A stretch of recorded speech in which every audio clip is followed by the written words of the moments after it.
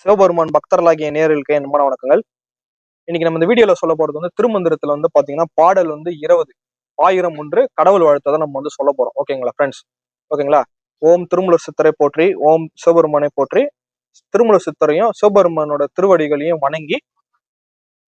வணங்கிட்டு நம்ம வந்து திருமந்திரத்தை வந்து சொல்ல ஆரம்பிக்கலாம். அப்ப அவங்களுக்கு கிட்ட பர்மிஷன் கேட்டாதான் நம்மளுக்கு வந்து என்னாலையும் உணர்ந்து சொல்ல முடியும், அது உங்களாலையும் உணர்ந்து கேட்க முடியும். அதுக்கோசரம் தான் நீங்களும் வந்து திருமூலர் சித்தரையும் சிவபெருமானோட திருவடிகளை வந்து வணங்கிடுங்க. நம்மளுக்கு இந்த பாடல் புரியணும்ங்கிறது சொல்லிக்கொண்டு நம்ம பாடலுக்குள்ள போலாம் ஃப்ரெண்ட்ஸ். ஓகேங்களா?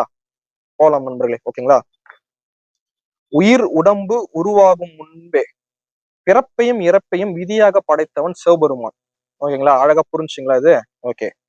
இவன் திருவடிகளை வணங்கி தர்ம நெறியில் ஆர்வத்துடன் இருங்கள். அவரோட திருவடிகளை வணங்கி நம்ம அடிக்கடி பாடல் சொல்ல முஸ்ல வணங்குறோம்ல, அவரோட பாதத்தை வணங்கி தர்ம நெறியில் இருங்கள் அப்படிங்கிறத சொல்றாங்க. ஓகேங்களா? அங்கே இடி முழக்கம் போல் நாதம் என்னும் சத்தமாக ஈசன் உருவம் தோன்றும்.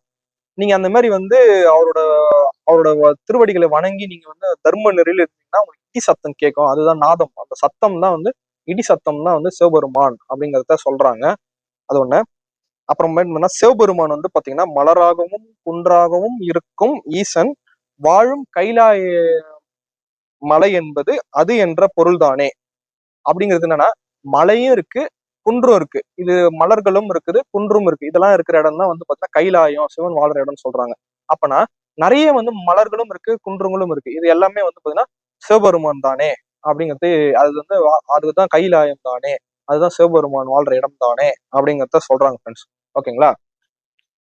அடுத்து வந்து பாத்தீங்கன்னா சிவபெருமான அருளாலும் திருமூல சித்தர் அருளாலும் கண்டிப்பா அந்த பாடல் வந்து அழகா புரிஞ்சிருக்குது உங்க எல்லாருக்கும். இருந்தாலும் நான் வந்து ஒரு டைம் வந்து எக்ஸ்பிளனேஷன் பண்றேன். ஒரு டைம் உயிரும் உடம்பும் உருவாகும் முன்பே பிறப்பையும் இறப்பையும் வந்து பாத்தீங்கன்னா கணிச்ச, அதாவது விதியாக படைத்தவன் சிவபெருமானே. இது ஒரு ஃபர்ஸ்ட் பாயிண்ட்.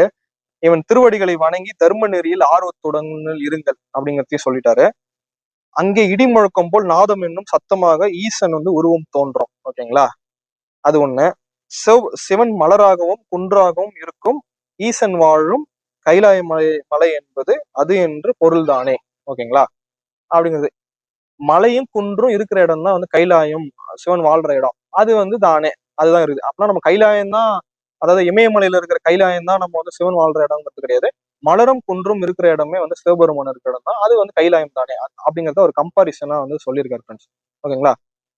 திருமூல சித்தர் அவர்களாலும் சிவபெருமான் அவர்களாலும் கண்டிப்பா அந்த வீடியோ வந்து உங்களுக்கு நல்லபடியா புரிஞ்சிருக்கும் சொல்லிக்கொண்டு, இந்த வீடியோ உங்களுக்கு பிடிச்சிருந்தா லைக் பண்ணுங்க, ஷேர் பண்ணுங்க, கமெண்ட்ஸ் பண்ணுங்க. நம்ம தமிழ் தொண்டு செய்யறோம், அதுக்கோசம் வந்து சப்ஸ்கிரைப் பண்ணிட்டு கமெண்ட்ஸ் பண்ணுங்க ஃப்ரெண்ட்ஸ். தேங்க்யூ. ஷேர் பண்ணுங்க. Thank you friends.